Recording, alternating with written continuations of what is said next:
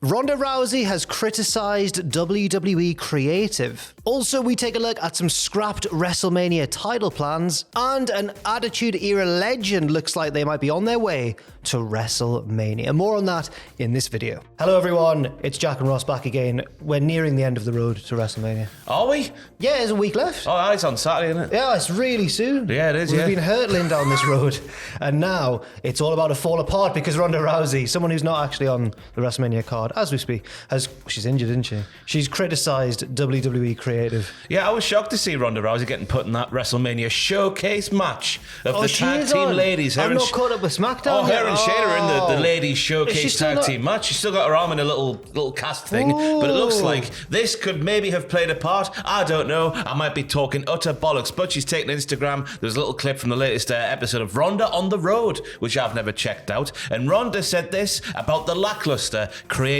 she and Liv Morgan got. Imagine what our Liv Morgan feud could have been if we weren't hamstrung by a bunch of octogenarians who still think they know how to be hip while putting less than 5 minutes of thought a week into each women's storyline. That's scathing. First of all, I'd like to apologise for not realising that Ronda Rousey was on the WrestleMania card. That's very embarrassing. Oh yeah, it's her and Shayna. Wow. But also, that's not just when a wrestler might throw a bit of shade. They might do a tweet with a certain emoji and then everyone goes, oh, this is a full-on critique. If anything, Andrade should learn how to do it from Ronda Rousey. Stop being so subtle. Just go for the jugular. Yeah, this is obvious who it's about, obvious what period of time it was about. So let's see what happens from this. Was the Liv Morgan feud before... Just before it was autumn time, wasn't it? Before Triple H took the I reins? think it was during, wasn't it? Because Triple H isn't an octogenarian. He could be. No, he'd look fantastic if he was. I asked my Amazon device what an octogenarian actually is because I had a rough idea, but wasn't. Yeah. Apparently it's between 80 and 90. Yeah, in their Aye. 80s, Aye. yeah. Well, I think that she could be referring to your Brucey P's, your 60. I know, but I don't know if any of them actually are 80, but I see what she's getting out there. Yeah. And to be fair, that feud did seem to just kind of start and then end very abruptly. Yeah. So I get what she means. And also, she might find herself in a slightly more fortunate position than other people on the roster where she can get away with saying stuff like Imagine that. if Liv Morgan did the I same. know, exactly. What will be happening there?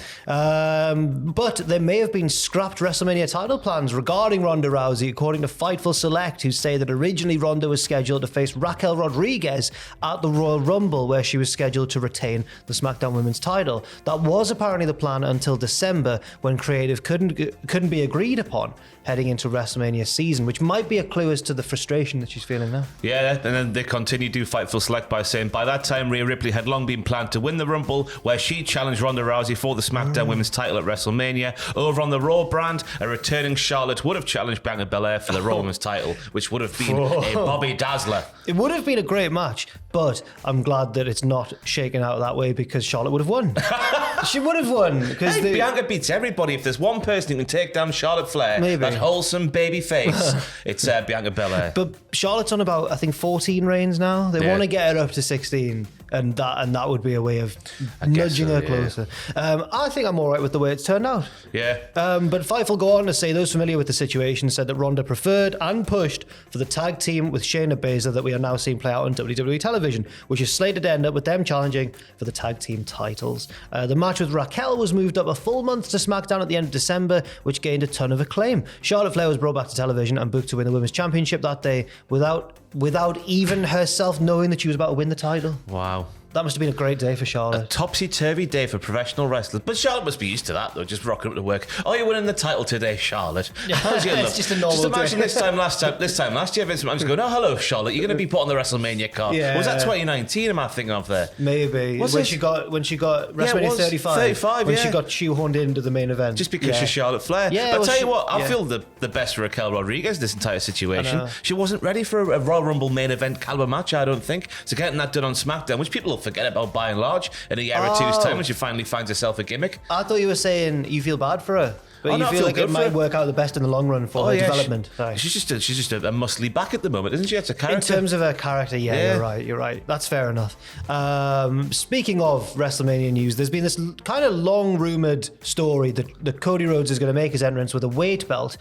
bearing all the names of all the indie promotions he's worked for after leaving WWE until his return. And he now tweeted an image himself of that belt. And rather than, I thought that the logos would be like a part of the frontal design. Yeah, but proudly did you think displayed. That is, I think everyone thought that was the case, didn't they? I thought I was just maybe feeling foolish because I thought, you'd have a little tiny logo of each one. I didn't take into account how many promotions he'd wrestled for, but also the reality is he's just kind of written them. Yeah, as the picture shows. I think they're sort of embroidered on there, but it's sort of like in a as if he's handwritten them himself sort of style. We can't see crucially if AEW is on there, but there is a large portion of the belt that you can't see. It sort of cuts off towards the bottom there. Well, me and Tom had a bit of not a disagreement, but he went, I think he's not. I think he's only putting indie promotions on there, which is why, because you don't want to class AEW as an indie promotion. I went, that pissant company. Yeah, but I went, no, look, because if you look closer at the belt, Impact's on there. I don't think they're an indie. Oh, no. New Japan Pro Wrestling.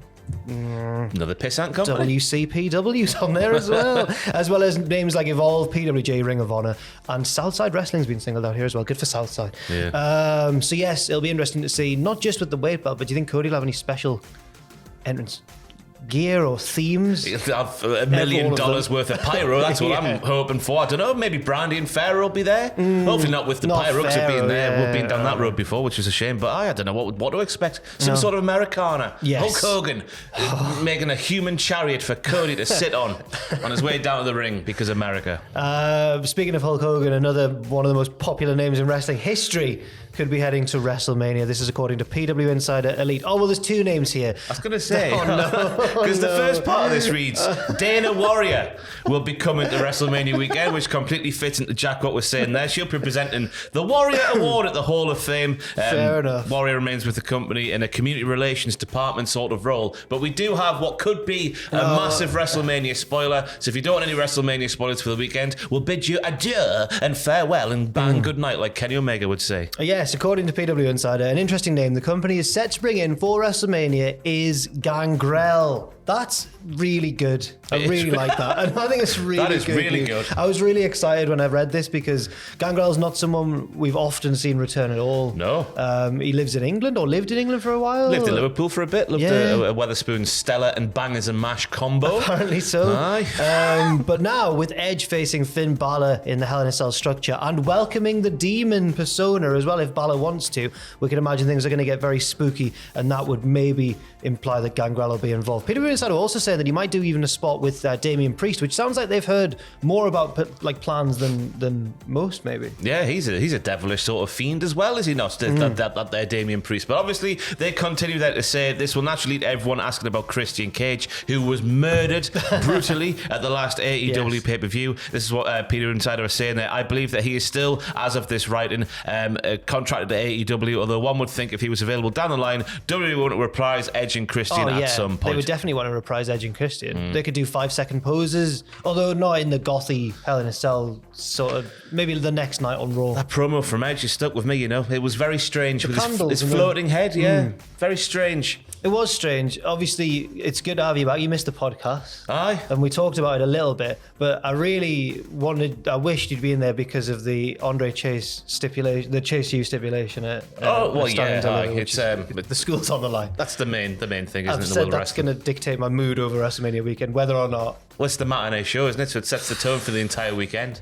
Forget about John Cena in theory, the first match of WrestleMania Saturday. It's all about NXT Stand and Deliver. Yes, it absolutely is. And thank you very much for watching this news video. We'll be back with more later on today on this very channel as well. I've been Jack, this has been Ross, and we'll see you very soon.